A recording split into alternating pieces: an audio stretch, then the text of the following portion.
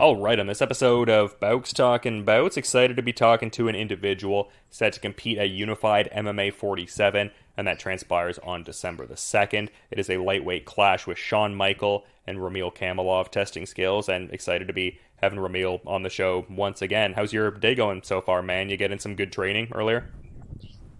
Yeah, my day's good. I already got 2 training sessions in. Nice. What were you working on just a bit earlier there? 6 a.m. I got some of my sprints in, so some cardio work. And just now I'm getting home from the gym. I'm just driving over. Just finished my session, power session today. So explosive stuff. I'll have a more of a strength session on Wednesday. No, that's awesome, man. I'm wondering though, like how excited you are to get to compete in Calgary again. Like I know it's not completely uncommon for you in your career. Like you had that absolute MMA fight as well. But how's it feeling to get to compete under the Unified MMA banner in Calgary? Because I mean, a lot of people very justifiably think it's like the premier show in the country right now. Yeah, I'm happy to be fighting in my city once again. This may be the last time that I fight in Calgary for a little while because after talking with my management, if I win this fight, I may have a chance to sign with a top 5 worldwide division. So we'll see, how my career plans out after this. If I get to, or when, rather, I get to go back and fight in Calgary again. So I'm really putting on the work and really excited to put on the show over here. Yeah, I take it that's not something you can give specifics on, I guess. Like that, next step you could vault yourself towards. I guess that's something you have to be kind of hush-hush about, and I guess it's predicated on this fight, eh? Yeah, absolutely. There's no point in looking past my opponent right now, so all the focus is on him right now. All the focus is on this fight. Yeah, and I mean, you seem very much keyed in on the fight. Like you had that post where you were saying 2 undefeated professionals squaring up. So, I mean, you very much know what this guy brings to the table, I would think, and you've never struck me as a guy that overlooks the immediate task either. Yeah, I know. I've been watching Shawn Michael even before, Sean Nawash, even before my amateur debut, and when I did make my amateur debut, he won the Hard Knocks belt. We fought on the same card, so I've always been looking at this fight. And he knows, we got a lot of mutual connections. People have been telling him that I've wanted to fight him since day one, since I was 19 years old. I've been eyeing him up and really hungry for that fight. And I'm happy it's finally happening right now because it was looking like that it's not going to happen at all because he had turned down this fight multiple times. That's why I had to go to social media and start talking a little bit of smack towards this guy. So I'm happy he accepted the fight, and a lot of people want to see this. Oh, that's interesting. So there was attempts to get this fight made before, but you almost felt like you had to goad the fight out of your opponent, almost? Multiple times, including the last Unified that happened in Calgary. Yeah, that must have been disappointing, like the different times you were campaigning for it, but probably leads to a reaction now where there's probably a sense of relief. Do you kind of feel that, like just even in the localized way of like, oh, this is a matchup I've wanted for a while and now it's finally locked in? Yeah, and I'm kind of reaching, maybe I'm reaching an age, and I don't have a lot of patience anymore, and I'm just not sugarcoating things anymore. I'm being blunt with everything that I want, with everything that I think. So I just came out, started talking a little bit, and right away I was able to get this fight. So I guess it's a good thing. Yeah, and that kind of sheds some light, or at least I think, because you had a post where you were saying that this fight is 5.5 years in the making. I guess that speaks to the, peripheral awareness you've had with your opponent that you kind of outlined a bit earlier. Yeah, absolutely. I've been waiting for this for a while.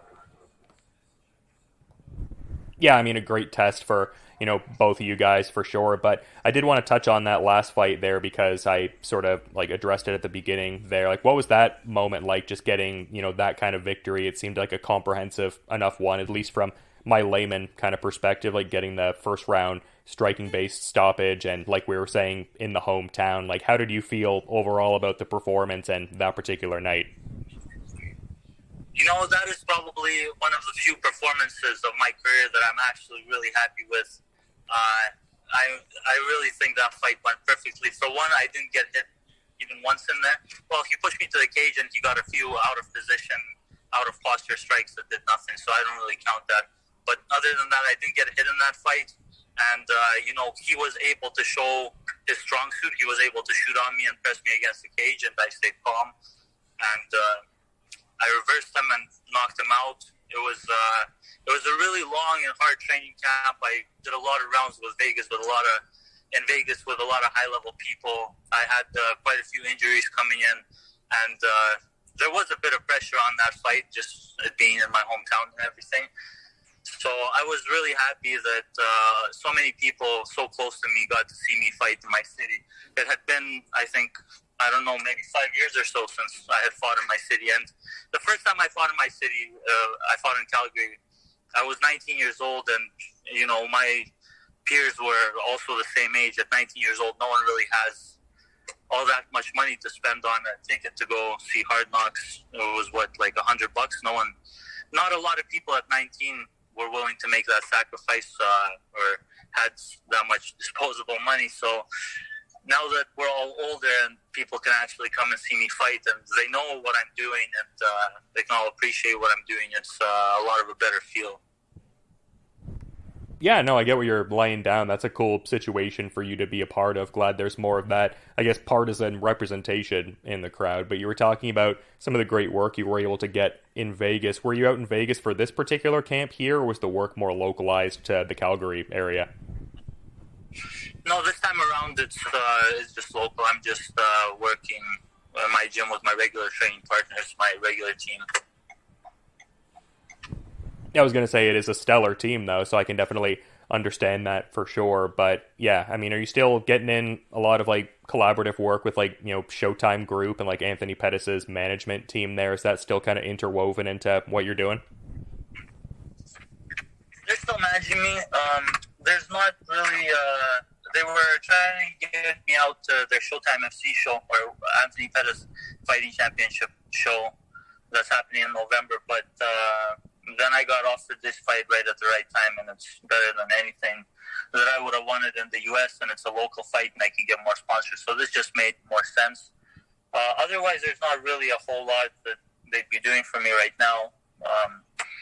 I guess my manager helps me a little bit with my marketing side. I'll shoot him a message here and there, be like, hey, what do you think? Should I make my post like this? Should I make my post like this? He'll maybe give me some advice on what to include. So I guess that's what they're doing for me.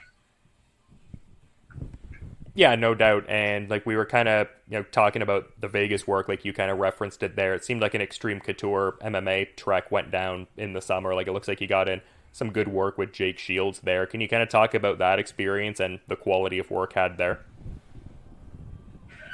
Yeah, so as far as Extreme Couture in Vegas goes, I actually, technique-wise, I got a bit better of the work with Pettis' boxing coach. He also held mitts and continues to hold mitts for Tyson Fury and Andy Ruiz. So as far as technique goes, that was the place where I took a jump in technique and sort of how I fight my fight style. But for going to Vegas and going to places outside of my home team, that's good for sparring rounds. So it's good to get a lot of different high-level looks. It's good to be in a room where person is so they're pro sparring. Every single person is professional. If you're a two-time amateur champion, you're not allowed in that room. So it's pros only, and every third guy, it seems like, was fighting in the UFC or had fought in the UFC or Contender Series or something of the sort. Maybe even half. So every single round was tough. There was no off rounds. It was really good for conditioning. So coming back, I was able to not even sweat going every single round against tough opponents in my gym and not needing to take sort of more relaxing rounds in between to recover. It pushed me to the next level in terms of my conditioning and sparring, and of course giving me the confidence that I can really hang with a lot of the top guys. And of course Jake Shields gave me a few good technique pointers. He showed me some really good grappling controls.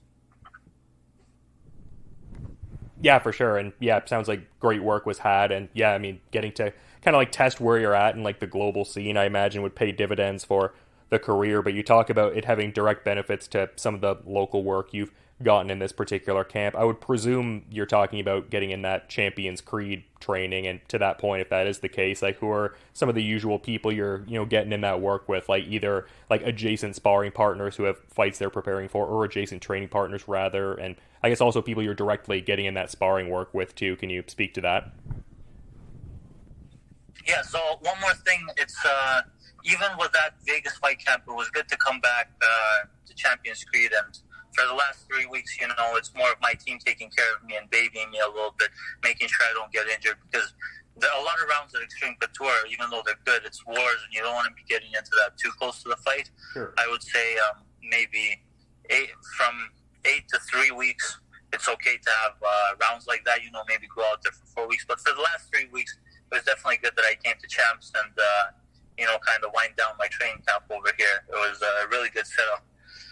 But for sparring partners out here, of course, Hakeem Dawood, Chad and Helliger, been sparring with those guys their whole careers, or whole UFC careers, and even a bit before that.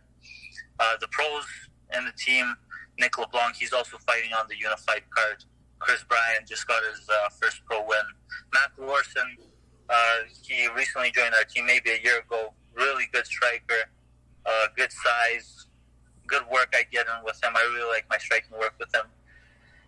We help each other out a lot. He helps me on the striking side of things. I help him on the grappling side of things. A really good teammate of mine. And, of course, the amateurs, like up-and-coming guys. We have Josh Fox, Ethan Chung, Yan Tuna just got his second first-round knockout win on the last Absolute card. And, a lot more guys. We got emerging PJ Mitchell. He was giving me some good work in the grappling yesterday. Kid's only 17, but he's already fighting amateur. So we got some good up-and-coming talent at our gym for sure. And I'm happy to be a part of it. Yeah, for sure. It seems like a great community. I mean, such a great fight town in Champions Creed. Just, such a prolific kind of gym there. So happy to hear you've been able to get in that quality of work. And I guess I'm curious because as we've been kind of talking through this chat, you seem very acutely aware of your opponent and have been for quite a while now. I guess to that point, like in terms of his stylistic proclivities, like what would you say he really does well in the cage? He's got a few things he does well. I think stylistically I'm better, and I think skill-wise I'm better, I'm stronger, I'm more mentally tough. I'm better just everywhere, really. Everywhere I'm better than this guy. However, he is dangerous in a few things. There's a few grappling things that I won't speak on, and really only one striking thing. I'll say that. He's got a good right hand. Otherwise, other than that, I don't really respect his striking. I think I'm a much more dynamic fighter than he is in the striking department. I think I'm heavier on the ground. I'm stronger on the ground. I know pretty much everything he does. I've been watching this guy for years. The only thing that not even worries me, but I have to be wary of is I'm not sure if he's doing this training camp with Justin Basra and Ali Sharkey. Two guys that are tough, I got respect for. Justin's wrestling super high level, very strong. If he is working with them and he's getting good rounds, look, I know Shawn Michaels is a tough guy and you can't count him out. And at any point of the fight, he's dangerous. Like I said, that right hand, and also I know that he sparred a lot with those guys, so he'd be getting beat up a lot in the wrestling. So he's used to losing a lot and not breaking completely. So it's going to be a hard guy to break. And if he's training still with Justin and Ali, I got to be really wary of him at all moments of the fight to not relax and not let him gain any momentum in this fight. Yeah, for sure. I also kind of appreciate his nickname too, HBK, like in reference to Shawn Michaels, him being Shawn Michael. I think that's kind of fun. What do you think about that? Did you appreciate the quality of the nickname or not so much? No, I think that's stupid. Look, this guy goes by the name of Shawn Michael, but that's not his real name. It's a grown man trying to create a false identity. He came into the MMA world and told everyone his name is Shawn Michael. That's not even his real name. It's Sean Maywash.